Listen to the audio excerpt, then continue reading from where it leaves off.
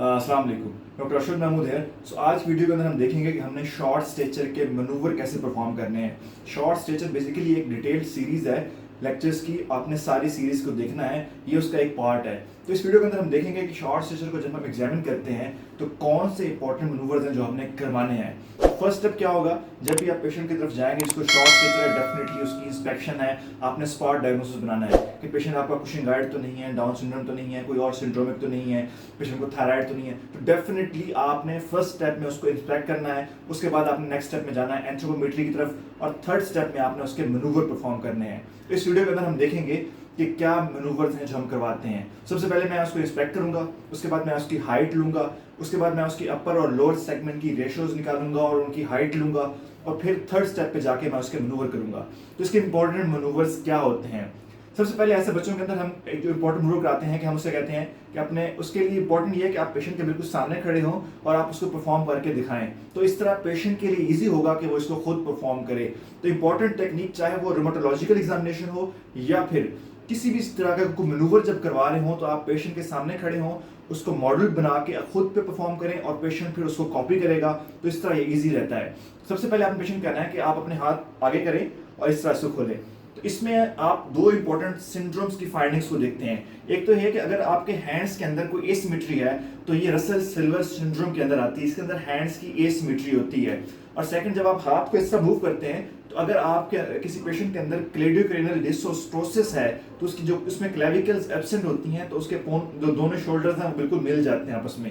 सो इस तरह हम इस मनूवर के जरिए दो सिंड्रोम्स को देख लेते हैं। इसमें अंदर क्लेडियोक्रेनियल डिसोस्टोसिस है और रसल सिल्वर सिंड्रोम है। इसके बाद नेक्स्ट जो मनूवर हम करवाते हैं, हम पेशेंट कहते हैं कि वो अपनी जो है जो आर्म है बिल्कुल अपने साइड पे करे और उसकी जो पाम्स हैं वो फेस फॉरवर्ड कर रही हो। ठीक है, जब इस तरह आप करते हैं तो फिर आप उसका कैरिंग एंगल देखते हैं। यहीं पे आपने उसके हैंड्स को देख लेना है कि उसके हैंड्स के अंदर कोई सीमियन क्रीज तो नहीं है।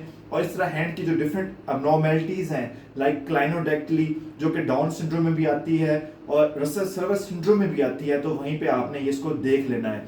यहीं पे खड़े होते हुए आपने उसको कहना है कि अपनी मुट्ठी बंद करे और साथ में आपने उसकी मेटाकार्पल्स को देखना है। अगर फोर्थ या फिफ्थ मेटाकार्पल्स उसकी शॉर्ट है, आपको वहां पे डिंपल नजर आ रहा है, तो ये साइन है सूडो हाइपोपैराथायरॉइडिज्म का। सो इंपॉर्टेंट यहाँ पे ये स्टेप कर लेना आपने। इसके बाद आपने उसे कहना है कि अपने जो है वो इसको जो आर्म्स उनको फ्लेक्स करे और अंगूठों को आपने यहाँ पे टच करना है। तो कुछ कंडीशन ऐसी होती है इसके अंदर ये थंब जो है ओवरशूट कर जाता है और कुछ में अंडरशूट करता है। बेसिकली क्या होता है कि कुछ सिंड्रोम या है जिसको हम कहते हैं आर्म की शॉर्टनिंग, जिसमें तीन तरह कैटेगरीज होती हैं। एक को हम कहते हैं मीजोमिलिक शॉर्टनिंग, एक को हम कहते हैं राइजोमिलिक शॉर्टनिंग और एक को हम कहते हैं एक्रोमिलिक शॉर्टनिंग।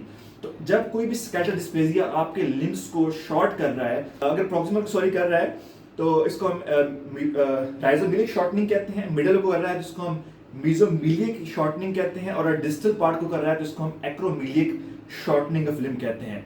तो जब आप किसी कंडीशन को ओवरशूट कराते हैं तो अगर आपका ये वाला पार्ट छोटा होगा, यानी कि अगर पेशेंट को राइजोमिलिक शॉर्टनिंग होगी उसकी लिम्ब की, तो डेफिनेटली थंब जो है ओवरशूट कर जाएगा। अगर ये वाला पार्ट आपका छोटा होगा या ये वाला छोटा होगा, यानी अगर उसको मीजोमिलिक या एक्रोमिलिक शॉर्टनिंग होगी लिम्ब की, तो डेफिनेटली आपका थंब जो है वो शोल्डर को टच नहीं कर पाएगा। अब इसमें इंपॉर्टेंट कंडीशन क्या है? इंपॉर्टेंट कंडीशन है एक कॉन्ड्रोप्लेजिया, जिसके अंदर राइजोमिलिक शॉर्टनिंग होती है, यानी कि आपका जो फोर आर्म है, आपका जो आर्म है यानी ह्यूमरस बोन है, ये छोटी होती है। तो उस कंडीशन में आपका जो हैंड है वो ओवरशूट करता है। सो एकॉन्ड्रोप्लेजिया हाइपोकॉन्ड्रोप्लेजिया के अंदर होती है राइजोमिलिक शॉर्टनिंग और आपका जो है थंब ओवरशूट कर जाता है। तो इस मनूवर करने के बाद आपने पेशेंट की नेक देखनी है, specially back of neck. Back of neck में आपने देखना है कि क्या नेक शॉर्ट तो नहीं है, ट्रिपल फील अनोमली हो गई, टर्नन हो गया, नूमुइन हो गया, तो इसके अंदर जो है वो नेक शॉर्ट होती है। वहीं पे आपने देख लेना है कि बच्चे की नेक के अंदर कोई वेबिंग तो नहीं है। वेबिंग अगेन फीचर है टर्नर सिंड्रोम का और नूनैन सिंड्रोम का। आपने पेशेंट की हेयर लाइन देख लेनी है। नॉर्मली हेयर लाइन की पोजीशन होती है डेफिनेटली, लेकिन जब वो लो लाइन हेयर लाइन होगी तो वो अगेन फीचर है टर्नर सिंड्रोम का और नूनैन सिंड्रोम का। इसके बाद आपने फौरन बच्चे की वहीं पे ही उसकी काइफोस्कोलिसिस चेक कर लेनी है। आपने पेशेंट को कहना है कि वो अपने जो है वो थम्स जो है अपने टोज को हाथ के साथ टच करे और बैक पे आके आपने उसकी जो उसको एक्सपोज करके उसकी बैक स्पाइन जो है उसको चेक करना है। उसमें अगर काइफोटिक लीजन होगा या स्कोलिएटिक लीजन होगा तो आपको वहां पे क्लियर हो जाएगा। तो इस तरह ये शुरू का एग्जामिनेशन का पार्ट है, ये मनूवर्स हैं आपको आने चाहिए। मैं रिवाइज कर लेता हूँ। सबसे पहले आपने पेशेंट को कहना है कि अपने हैंड साथ करे और आगे करे, इस तरह आप उसकी हैंड की सिमेट्री को देखोगे जो कि आती है रसल सिल्वर सिंड्रोम में, और आप क्लेविकल्स की एक अप्रोक्सीमेशन को देखते हो जो कि आती है क्लेडियोक्रेनियल डिसओस्टोसिस में।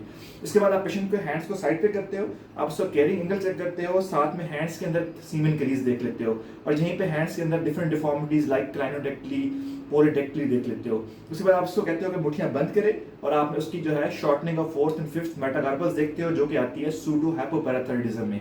इसके बाद आप उसे कहते हो कि अपने अंगूठे के जरिए इसको अपने शोल्डर जॉइंट को टच करे।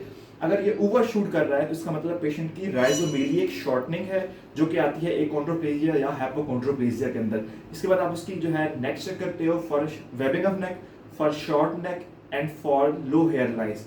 उसके बाद आप उसकी कैफोस्कोलेस्टिक लीजेंस चेक कर लेते हो। तो इस तरह आपका एग्जामिनेशन का जो एंथ्रोमेट्रिक एग्जामिनेशन का ये वाला इंपॉर्टेंट पार्ट है ये कंप्लीट होता है। Thank you.